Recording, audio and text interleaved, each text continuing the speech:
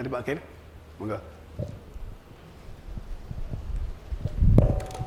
Assalamualaikum warahmatullahi wabarakatuh. Waalaikumsalam. Mohon izin bertanya Pak Guru. Ya. Allah itu kan sering menggunakan kata-kata perumpamaan di dalam Al-Quran. Misalnya janah. Janah itu kan artinya kebun atau taman. Nah, ini dijanjikan untuk orang-orang Arab itu karena di sana kan tanahnya sangat gersang, hanya ada batu-batu ataupun pasir, tidak ada kehidupan sama sekali, sehingga dijanjikan sebuah kebun atau taman yang ada mata-mata airnya kan itu merupakan suatu keindahan yang luar biasa bagi orang-orang Arab yang ada di sana.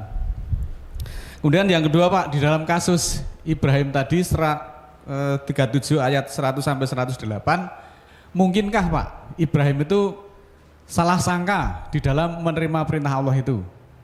Karena kan terjadi pro dan kontra. Mosok ya seorang bapak kok harus menggorek leher anaknya gitu. Apakah ini di dalam hal ini mungkinkah Ibrahim itu salah sangka di dalam memahami perintah Allah tersebut sehingga Ismail harus kemudian diletakkan di atas jubin, kemudian ternyata kemudian ditegur oleh Allah untuk diganti dengan sembelihan yang besar. Terima kasih. Assalamualaikum warahmatullahi wabarakatuh. Langsung ya, Ibrahim tidak mungkin salah sangka Pak. Ibrahim itu ada seorang nabi, diangkat dari imam sebagai uswatun hasanah dan sudah ditunjuk oleh dan dipilih oleh Allah. Tidak mungkin salah sangka. Ini tahu apa yang dimaksud. Maka dia bertanyanya juga tidak, anakku, aku diperintah Allah untuk menyembelih kamu bagaimana? Enggak gitu. Ya bunaya, ini arafil manam, ani atbawah. Sesungguhnya aku melihat di dalam tidur, aku menyembelih kamu. Fangdur, perhatikan apa yang kamu lihat. Bagaimana pandangan kamu? Pandangannya bukan pandangan mata, tapi pandangan spiritual. Ternyata Ismail menjawabnya juga pakai spiritual juga. Qala ya batif al matuk maru satajiduni isaul masini. Wahai ayahku, kerjakan apa yang diperintah itu. Akan kau dapati aku, insya Allah termasuk orang-orang yang sabar. Berarti Ismail dan Ibrahim itu tahu Pak, bukan salah sangka. Tahu persis. Nah kalau janah tadi memang itu hanya pemahaman pengertian aja. Karena janah itu tidak hanya berlaku hanya di Arab Saudi, tapi di seluruh alam semesta. Sehingga banyak di antara kita juga tidak paham bahwa yang dimaksudkan penduduk manusia itu bukan hanya di wilayah bumi, tapi di seluruh jagat raya ini. Samawat dan At surat 218 itu. Sehingga kita harus tahu bahwa sebenarnya perumpamaan itu banyak, malah ini Pak, misalnya 1789 ya. Coba kita lihat. Walaqad sarafna linnasi fi hadza qur'ani min kulli masal. Fa aba aksaron nasi la ila kufura. Dan sungguh telah kami jelaskan, kami ulang-ulang bolak-balik untuk manusia di dalam Al-Quran ini dari setiap perumpamaan, ilmu dan keterangan yang terkait di dalam antara ayatnya. Maka kebanyakan manusia itu menolak bahkan jadi kafir. Ya, perumpamaan 1854.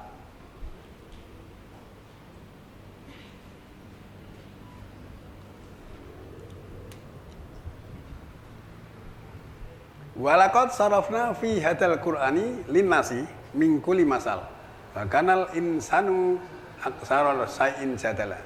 Dan sungguh kami jelaskan di dalam Al-Qur'an ini untuk manusia dari setiap perumpamaan, dan adalah manusia itu kebanyakan membantah tentang sesuatu.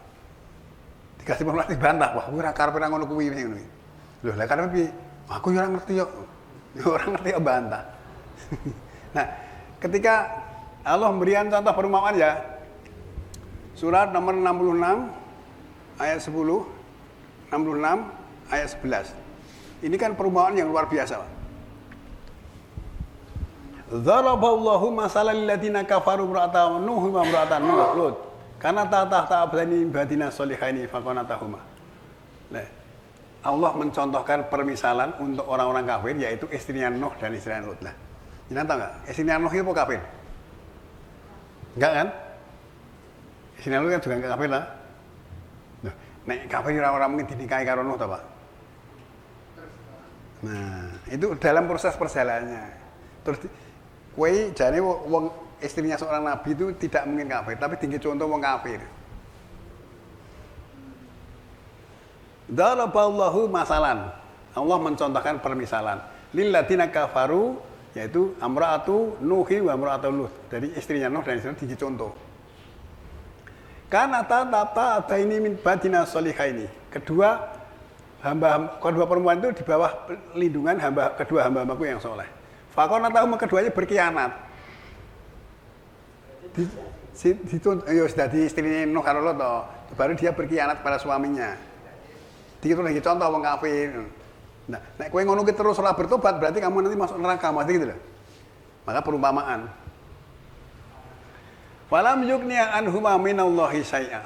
Kemudian tidak seorang pun yang bisa membantu atau menolong dari Allah sesuatu pun. Wakilat kulan narom, dan dikatakan padanya masuklah dalam neraka bersama orang-orang yang masuk. Nah, seandainya kan kita nggak tahu kan, apakah istrinya Nuh dan Lut itu kemudian dia bertobat, kan nggak dijelaskan. Ini hanya untuk contoh.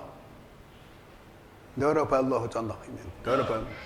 Nah, terus kemudian ayat berikutnya.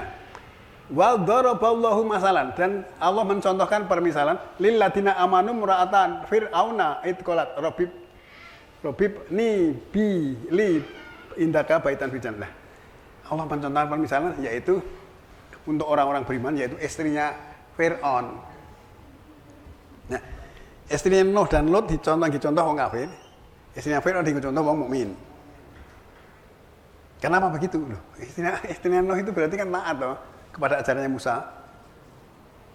Itulah sebabnya kenapa Musa di dalam surat 10:87 itu sholatnya itu bukan menghadap ke Masjidil Haram, tapi menghadapkan rumah-rumah di Mesir. Karena istrinya Fir'aun ada di situ. Menghadapnya Masjidil Haram, nanti Fir'aun tahu nanti dibunuh ya. Walaupun dalam riwayatnya juga dibunuh kan. Jadi ketika istrinya Fir'aun berkata, "Itu qolat Rabbibni li indaka baitan ya Tuhan kami, buatkanlah kami sebuah rumah di surga. Wa najini min fir'auna wa amali, dan selamatkan kami dari Fir'aun dan perbuatannya. Wa najini minal qaumin dzalimin, dan selamatkan kami dari kaum yang dolim itu." Ini perumpamaan juga. Loh, istrinya Fir'aun dia mengaku Tuhan, masuk istrinya kok malah contoh wong mukmin. Nah, faktanya dia mesti mentaati ajarannya Nabi Musa. Nah, istrinya Nuh dan Lut tadi juga untuk perumpamaan ini tadi untuk orang-orang kafir. Apakah dia masuk neraka? Nek kowe masih begitu ya masuknya bersama orang kafir. Tapi fakta membuktikan bahwa ketika malaikat datang, "Wahai Lut, pergilah sekarang bersama keluargamu, jangan sampai ada yang tertinggal, kecuali istrimu. Karena nanti akan mendapatkan musibah menjelang subuh. Bukankah subuh itu sudah dekat?" Begitu. Jadi kan, gitu ya Mas Ker ya? Ya. Mungkin yang lain masih ada? Ya. Oke, Dr. Hari dulu. Dari sini dulu. Mic-nya.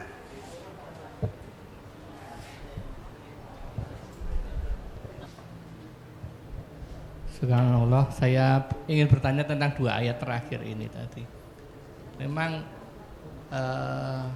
Nuh dan Lut itu tidak tahu kalau istrinya itu berkhianat. Jadi waktu dia menikah, mungkin Lut sama Nuh itu taunya istrinya orang yang seiman dengan Nuh dan Lut. Ya, berarti itu pertanyaan pertama.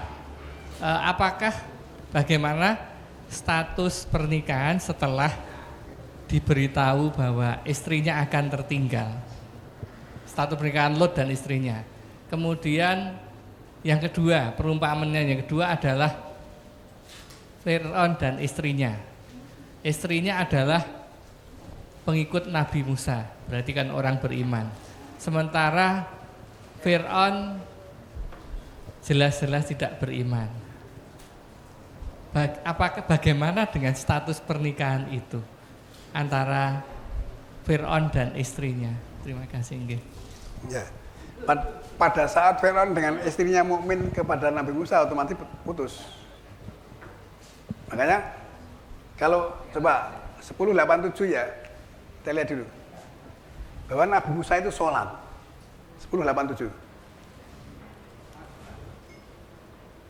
Wa auhayna ila Musa wa akihi, dan kami wahyukan kepada Musa dan saudaranya Harun. Anta bawa'a li qaumikuma bi Misra buyutan.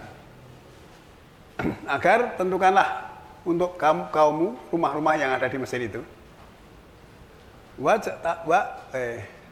Wa'alu buyutakum kiblatan. Jadikan rumah-rumah itu kiblat. Maqimi sholat, dirikanlah sholat. Wa basyiril mu'minin, dan berilah kabar gembira untuk orang mukmin. Berarti kenapa kok kiblatnya Nabi Musa supaya diadakan rumah-rumah di Mesir? Karena takut ketahuan Fir'aun, mesti gitu secara logikanya. Karena Fir'aun itu bertangan besi. Akhirnya dalam sejarahnya kan istrinya Fir'aun juga dibakar, digoreng ya, dibunuh kan. Seperti itu. Nah kalau yang tadi, kalau pada saat itu berarti istrinya Fir'aun sudah berlepas diri dengan Fir'aun, Pak. Sudah tidak jadi suaminya lagi, tidak jadi istrinya lagi. Iya, ya sudah iya. Nah seperti istrinya Nuh dan Lut tadi, kalau dia tidak bertobat berarti sudah lepas. Buktinya ya, coba kita lihat surat 1181. 1181. Nuh dan Lut tadi. Qalu ya Lut, inna rusulu rabbika la yasilu ilaika. Fa asri bi ahlika bi qit'in minal laili wala yalqafit minkum akadun ila amrok. Mereka para utusan, wahai Lot, ini malaikat, wahai Lot, sesungguhnya kami adalah rasul-rasul Tuhanmu.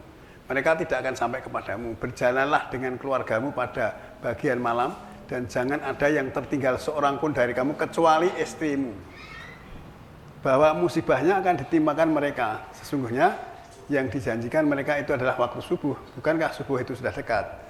Nah, dan ternyata di ayat lain bahwa memang istrinya Lot itu dilempari batu sampai hangus. Hujan batu itu. Maka berarti wakilat kulan naromah, masuklah ke dalam nar bersama orang-orang yang masuk.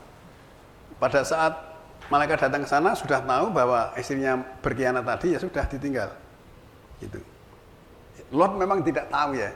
Seperti misalnya anaknya sendiri kan waktu ditenggelamkan kan dikasih tahu, enak kayak kamu masuk ke kapal sini loh biar selamat. Minggu 1142 itu ya. 1142 dan seterusnya sampai 45.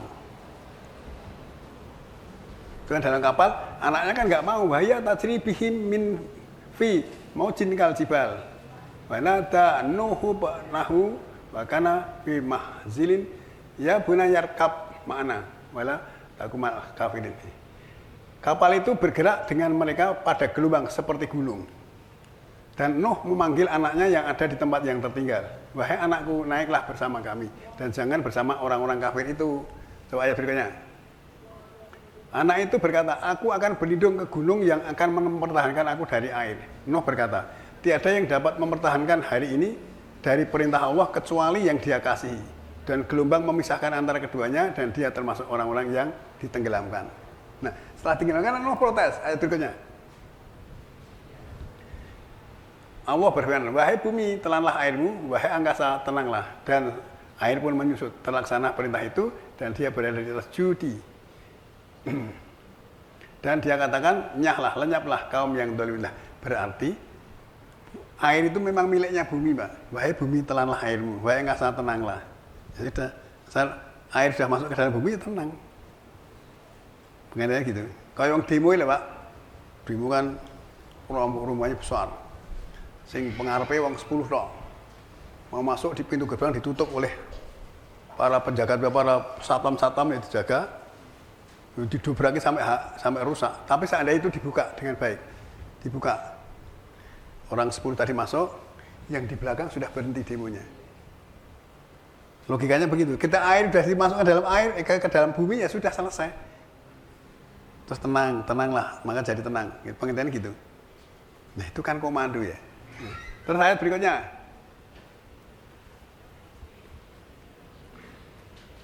Terus dan menyeru Nuh pada Tuhannya, lalu mengatakan, Tuhanku, bahwa anakku termasuk keluargaku sini. Wa nada Nuhu rabbahu. Faqala Rabbi ina bani min ahli wa ina wa takal haqqu wa anta kamu hakimin. Tuhanku, bahwa anakku termasuk keluargaku, bahwa janjimu adalah hak dan engkau adalah hakim yang bisa loh. Tapi dia juga orang protes itu loh. tekoknya dengan bahasa yang halus ya Tuhanku, bahwa anakku termasuk keluargaku, engkau itu termasuk hakim yang sangat bijaksana. Terus kemudian jawabannya Allah gimana? Nah, Allah berfirman, wahai Nuh, bahwa dia bukan keluargamu. Karena dia adalah tidak berbuat soleh, maka jangan tanyakan padaku apa yang tidak ada ilmunya bagimu, bahwa aku memberi pelajaran kepadamu agar kamu tidak termasuk orang yang bodoh. Ya, berarti kan Nuh ora ngerti to nek anak iki ora soleh. Wong Nuh iki dakwah siang dan malam. Mulih ora digake wedang, Pak. Lah bojone berkhianat lho. Godhog dhewe. Nah, setelah ini coba ayat berikutnya. Nuh itu seorang nabi juga betul luar biasa. Terus Tuhanku, bahwa aku berlindung kepadamu atas pertanyaanku padamu yang tiada bagiku ilmu. Dan jika engkau tidak ampuni aku dan mengasihi aku, tentulah aku termasuk orang yang rugi. Itu kan begitu dikat, Nuh, kowe iki aja bodoh. Itu memang anakmu tapi bukan keluargamu karena amalnya tidak soleh. Jangan tanyakan pada sesuatu yang kamu tidak paham ilmunya. Kamu itu jangan bodoh. Nah, terus ini jawab gini, Tuhanku, bahwa aku berlindung kepadamu atas pertanyaanku yang kami tidak memiliki ilmu untukmu. Jika kamu tidak diampuni aku dan mengasihi aku, tentulah aku termasuk orang yang rugi. Awake dhewe kadang wis genah geleng-geleng ngene. Ngeyel sih. Ini begitu salah langsung mohon ampunan, Pak. Kita kan kadang-kadang juga ngosek-ngosek. Aku ora salah kok. Itu ya, Dok ya. Ya. Mungkin tadi yang sana? Ya. Subhanallah. Tanah yang Fir'aun dengan istrinya tadi, Pak. Bahwa istri Fir'aun adalah orang Muslim. Yang dipertanyakan waktu mau jadi istrinya Fir'aun itu apakah sudah Muslim Fir'aunnya dan istrinya itu, Pak? Kok bisa istrinya Fir'aun kok bisa jadi bojone Fir'aun gitu loh maksud saya. Gimana, Pak? Jadi ya istrinya Fir'aun ya betul jadi bojone Fir'aun. Enggak, maksudnya kok orang mukmin, orang Muslim kok tidak dapat orang Muslim gitu loh. Ini, Pak. Waktu pernikahan dulu ya, dengan kita istrinya. mundur ke belakang dulu. Musa itu dikelekke waktu masih bayi. Sing nemu bojone Fir'aun. Dia belum punya anak. Waktu nikah dengan Fir'aun ya masih belum mukmin toh. Wong nemune Musa suwe gede kok. Ya, terus Musa terus dipelihara. Ke Fir'aun, ini anak laki-laki itu harus dibunuh. Enggak, dia kan enggak punya anak. Diopain aja siapa tahu memberikan manfaat. Kan berarti itu Musa masih bayi. Nah, diopain nganti gede itu sebalik gede dewasa ilmu oleh Allah memberikan pelajaran lah. Istrinya ikut gitu loh. Ikutnya karena Setelah Musa gede, iya. Musa sudah gede memberikan pelajaran kan dapat ilmu dari Allah. Pengertiannya gitu. Nah, waktu Musa masih bayi, ya istrinya belum mukmin. Seperti Fir'aun. Fir'aun sama istrinya dulunya belum mukmin ya, Ya Pak? belum. Setelah ada bayi Musa di Ya, setelah gede itu memberikan pelajaran, Mbak. Istrinya Fir'aun mengikuti ajarannya Musa. Terima kasih, Pak Guru. Ya.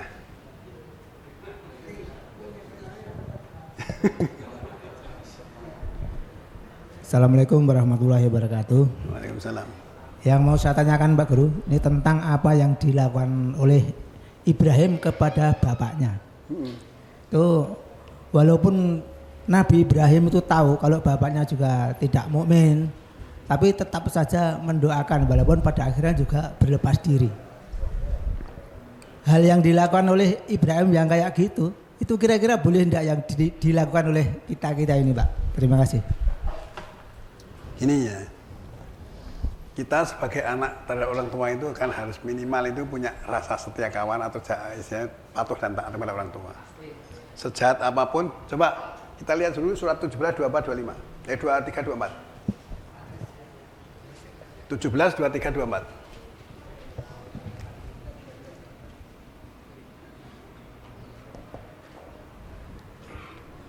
Wa qadha rabbuka alla ta'budu illa iyyahu wa bil walidaini ihsana. Dan Tuhan melaksanakan agar tidak menyembah kecuali kepadanya dan berbuat baik kepada ibu bapakmu. Ima yablughanna indakal kibaro ahaduhuma au killahuma wala taqul lahuma ufin wala tanharhuma wa qul lahuma qaulan karima. Ketika salah seorang atau keduanya mencapai umur tua, ada padamu, maknanya bapak ibu wis tuwa melu kowe masih diloni anak ini. Kemudian jangan katakan perkataan yang kasar pada keduanya. Dan jangan bantah. Ufin wala tanharhuma, dan jangan membentak kepada keduanya. Sama orang tua ngerepotin ini. Terus kemudian selesai. Terus wa qul lahuma qaulan karima, dan katakanlah kepada keduanya perkataan yang mulia. Tidak boleh membentak bapak ibunya. Terus kemudian ayat berikutnya. Wahfid lahuma janahat duli minar rahmah wa qur rabbirhamhuma kama rabbayani shaghir. Ini perintah Allah ya. Dan rendahkanlah untuk keduanya ibu bapakmu itu sayap kerendahan dari kasih sayang. Dan katakanlah, Tuhanku kasihilah keduanya sebagaimana mereka telah mengasuh aku waktu kecil. Loh, kan berarti kita diperintahkan untuk santun kepada orang tua. Kowe ora kelingan jam cilikane kemudian ngompoli ibumu ngono. Mengatakan atau membentak juga tidak boleh. Nah, sedangkan Ibrahim itu tadi mendoakan tetapi juga dikasih embel-embel. Kecuali akan kebencian dan murka selamanya hingga kamu beriman kepada Allah satu-satunya. Kecuali kepada bapaknya. Akan aku minta ampun kepada Allah, tetapi aku tidak memiliki sesuatu pun dari Allah. Nah, coba nanti jenengan Ibrahim tadi lihat surat 9 ayat 114 ya. 9:114.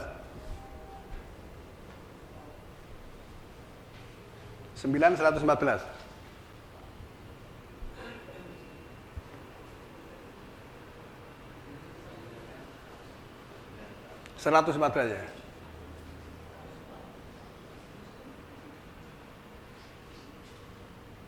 Oh gini ya. Wa ma kana istighfaru Ibrahima li abihi ila an mau'idatin wa adaha wa iyahu falamma tabayyana lahu annahu adulillah tabara'a minhu. Tidaklah permintaan ampun Ibrahim untuk bapaknya kecuali janji yang telah dijanjikan kepadanya. Maka ketika telah terang baginya bahwa bapaknya adalah musuh Allah, maka Ibrahim berlepas diri daripadanya. Tadi kan waktu lingkungan 64 tadi akan terjadi permusuhan selamanya kecuali kamu beriman kepada Allah satu-satunya. Kecuali untuk bapaknya. Akan aku mintakan ampun kepada Allah, tetapi aku tidak punya apa-apa untuk dari Allah satupun. Wis ngomong ngono. Nah. Enggak, ya pokoknya. Itu salah satu bahwa kita dengan orang tua itu sejelek apapun kita juga harus santun. Coba jangan lihat surat 31 ayat 14 dan 15. Luqman 31 ayat 14 dan 15. Allah memberikan satu pelajaran begitu masuk aku mau orang ampun aku surat cetok yang rokok malah buah bumi. Wa sanal insana fi walidahi amalatu umuhu wahnan ala wahnin wa fisalu fa amani. Diwasiati bagi manusia itu tentang ibu bapaknya. Ibunya yang menghamilkannya dalam keadaan wahnan, dalam keadaan lemah di atas kelemahan. Tidak pertanyaan tanya ibu, kalau pada waktu hamil itu dalam keadaan lemah di atas kelemahan. Wa fisaluhu fi amaini, dan menyusukannya selama 2 tahun Anis kuli, bersyukurlah kepadaku Allah, wali daika, dan kepada ibu bapakmu, tapi kembalimu kepadaku. Jangan delok redaksi kan loh. Ibumu yang telah menghasilkan kamu dalam keadaan lemah di atas kelemahan. Masuk kowe gondonga ngono nek anu. Nah, setelah ndonga iki ternyata Ibrahim durung mohon ampun kepada ya Allah, kepadaku aku bertawakal, dan aku mohon akan kembali. Ngono kok. Nah, Allah iso baca hatinya Ibrahim. Nah, pada banyak orang memang nggak boleh ya. Nabi Nuh juga mendoakan ibu bapaknya kok. Saya juga begitu. Saya sering tiap malam gitu. Tapi ya Allah ampuni kami kalau ternyata apa yang kami sampaikan ini keliru. Engkau lebih mengetahui apa yang saya begitu. Ya. Mosok ya awake ditega karo bapak ibuke, Mas. Saya kadang-kadang tak kayak embel-embel, Mas. Ya Allah, ampuni bapak saya, tetapi ibu saya itu sebenarnya orang yang patuh dan taat terhadap apa yang diperintahkan oleh kakek moyang saya. Tapi beliau tidak paham agama, aku ya ngono. Maka ampunilah kami kalau ternyata kami salah di dalam memohon ampunan ini. Ngono. Allah lebih tahu. Kan nanti niat kita kan Allah tahu toh. Nah, ora sudi doan kowe. Bapak krungu, wah ngerti ya miyane tak susoni le kowe. Terus ini ayat yang ke-15. Wa in jahadaka ala an tusyrika bi ma laisa laka bi ilmun fala tutimana. Walaupun ibumu kayak gitu, kalau keduanya memaksa kamu untuk melakukan kemusyrikan tanpa dasar ilmu, maka jangan kamu taati keduanya. Perintahnya sing tidak taati. Tapi wasawhibhuma fid dunya, tapi katakan tetap menemani kita hidup di dunia dengan cara yang ma'ruf. Sing ora ditaati itu perintahnya tadi, sing musyrik tadi. Tapi ibu bapak tetap mau dua openi. Maksudnya gitu. Terus tentang hukum, watabi sabila man anaba ilayah. Ikutilah garis hukum orang-orang yang kembali kepadaku. Kowe malah melu wong liya, aja melu bapak ibumu. Tentang hukum lo ya. Tapi ibumu tetap kudu mbok openi, maksudnya gitu. Nah, itu kan luar biasa toh. Apa kita pernah begitu? Nah, kita berdoa begitu bisa menangis, Pak. Suma ilayah marji'ukum, kemudian kepadaku ketawat kembalimu, wa unabbiukum bima kuntum ta'malun, akan kami kabarkan apa-apa yang kamu kerjakan. Nah, sebenarnya kalau kita melihat perintah Allah tentang ibu bapak itu luar biasa, Pak. Kadang-kadang saya sendiri kalau dalam redaksi hati ini berdoa itu kita bisa nangis sendiri. Saya tidak berdaya, tapi Allah lebih tahu. Nah, kalau nanti ternyata Allah bisa mengampuni kan kita nggak tahu. Nah, pengertiannya gitu. Iya loh, karena dia orang misalnya orangnya patuh, taat, tapi dia nggak tahu agama. Patuh itu mau dikandani bayangin ini manut. Juga tidak pernah neko-neko maksudnya gitu. Ya. Jadi kalau ayat-ayat seperti ini memang juga perlu kita pahami. Lah, kalau ada, jenengan pernah dengar nggak? Ada ustadz mengatakan, walaupun dia sholat malam, dia sholat, dia zakat, dia ibadah haji, apapun yang dilakukan, kalau dia tidak taat pada suami, dia tidak mungkin masuk surga. Ada begitu? Ayat piro sing muni ngono kuwi. Nek suamine beling masuk ya kon naati. Tapi malah nanti dia sendiri salah untuk menyesatkan kok.